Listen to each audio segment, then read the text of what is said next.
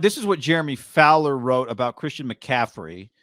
His restructured contract from March pushes his base salary to around the minimum. This means the team acquiring Christian McCaffrey would owe him a prorated version of $1.12 million this year.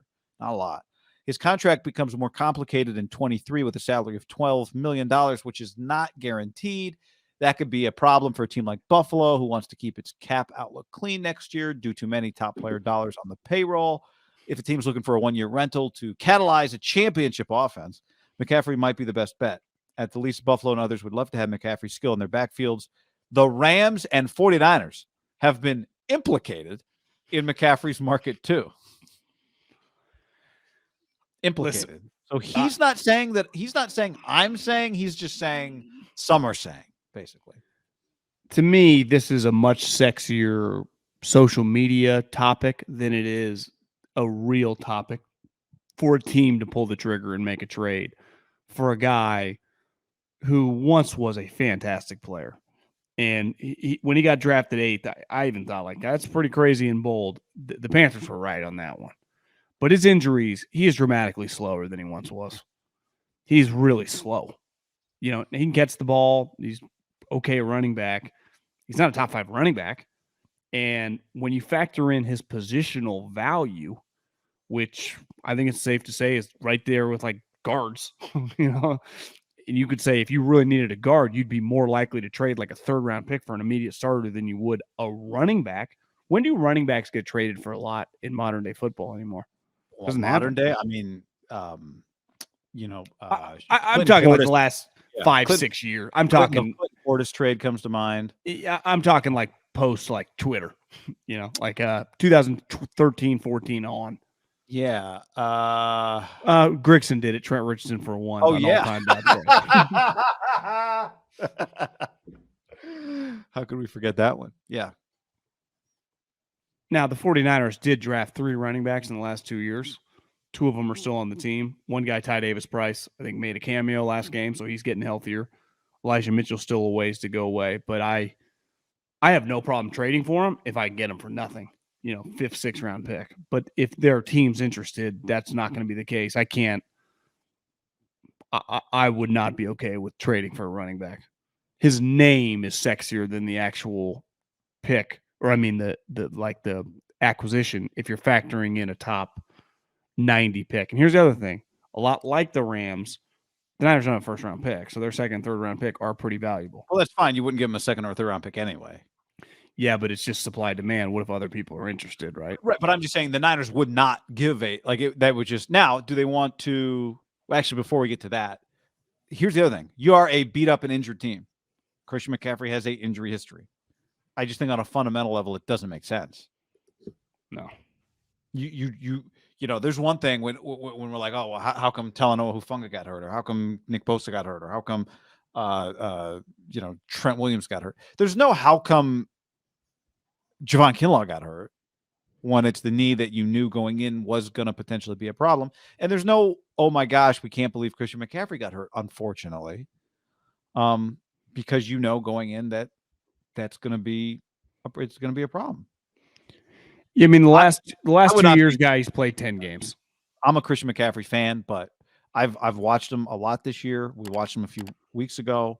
Now the Niners, you know, aren't necessarily looking for, you're not getting a game-changing running back at this point, right? He doesn't necessarily change the complexion of the game like he once did when he's on the field. But if you traded a 6th rounder and, you know, the finances were, if you're able to get out of them next year, fine. But, you know, I'd be more interested in your theory, which is driving the price up on the Rams. Yeah, I think you would love to see them do something crazy.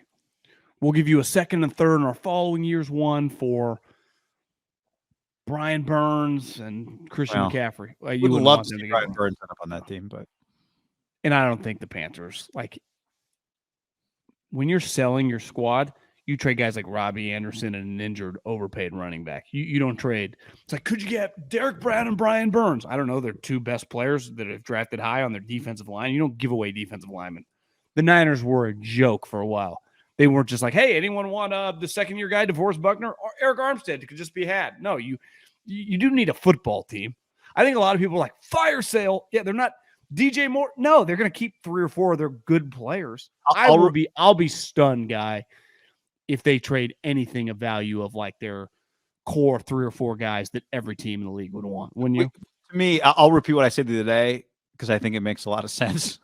Give myself credit on this one, even though it's really an obvious thing to say.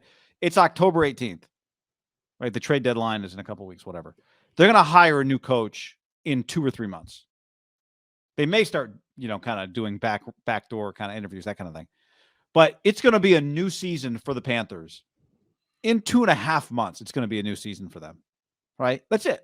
It's not 7 years away from winning. In 2.5 months, it's going to be a new season for them. That's it. So in 2.5 months, it'll be like, we got Brian Burns. We're going to get a veteran quarterback, or we're going to draft a guy. Our new coach has got a lot of momentum, smart guy. In 2.5 months, the Panthers are going to turn the page and just try to win next year. And in the NFL, you can. You can just turn around and win next year. It can be done. What's a good example this year is the Giants. I thought this, Giants, Bryce Young, they're going to suck. And now it's like, could the Giants get to 10-7 and be a wild card team? Do you think there's any doubt in that building? Like they plan on keep winning? Yeah. No. Like they wouldn't trade. Who did you say they play this week? The Jags. Yeah. Well, for example, I like Barrows. He's really good at his job. He did a couple like realistic trade options, and it was just kind of random guys. And one name he's like would be a home run. I don't think it's necessarily going to happen. Was T.J. Hawkinson. And T.J. Hawkinson, because the Lions suck. Well, T.J. Hawkinson was a first-round pick for the Lions. The last 2 years, T.J. Hawkinson, 67 catches, 61 catches, and 10 touchdowns. He's good this year, guy. 20 catches, 3 touchdowns. Like, to me, it makes no sense for the Lions, who eventually are going to try to win. They're literally trying to win right now. They just can't. But it's not this guy's fault. Like, I'm just not in the business of trading good players in the NFL, because this is not baseball where it's like, well, this guy's going to walk in free agency. Like, no, this guy, if you're Lions, you want to keep T.J. Hawkinson, you'll just pay him $40 million this offseason, right? And keep him. Like, he'll just be a member of your team. Like, why did the Niners win when Harbaugh showed up? Because they just kept re-signing good players, and he got here and he inherited stuff. Like, the Lions, like, could Penei Sewell be had? No chance, right? And I'm not saying Barrow's saying that, but my point is that's not really the way the NFL works, right? Right. There are not often fire sales. No, because like you said, it is so easy with just the right move and the right coach to all of a sudden, best case scenario is day ball. But even like a middle of the road case is like the next year, all of a sudden you're 5-5 and you just drafted number 2 overall the previous year. You're like, God, we're competitive. It's fun. You know who likes it? Our fans, our TV ratings, like our owner. Like the Broncos trade for Russell Wilson. The Seahawks didn't like him and thought he was washed up. That's what it took to trade him, right? If they liked him or didn't think he was washed up, he'd still be on the Seahawks. And they still got a killing. But they didn't like him and thought he was washed up. Like, why did Juan Soto ultimately get traded? Oh, because he was going to be too expensive. They didn't want to pay him. Yeah. But the equivalent of Juan Soto, right? Like, he'd be a quarterback, but let's just use a positional player. Like, if Justin Jefferson or, Nick Bosa was on one of the worst teams in the league, under no circumstances would they trade that guy, right? During the season, maybe in the offseason of a new coach, and they were just completely starting it over. But in-season trades, to me, are just not like, oh, my God. It's usually like, yeah, Robbie Anderson got traded. Yeah. How many teams in the league when, hey, Robbie Anderson's on the block after that issue would have even traded for him? I mean, it had to be, count them on one hand, maybe. Yeah. Maybe. Remember, he had said some stuff over the years. I think he's got some opinions. Which is good in podcast world. I don't think it's great if you're trying to run an NFL team. I wonder if it was one of those, like, not even liked in the locker room, just an easy one for Steve Wilkes. Yeah. You can tell Fitter, I got you a 7th. You're welcome. Or a 6, whatever they got for him. Yeah, I think he had a 6 this year and a 7th. I mean, it was nothing.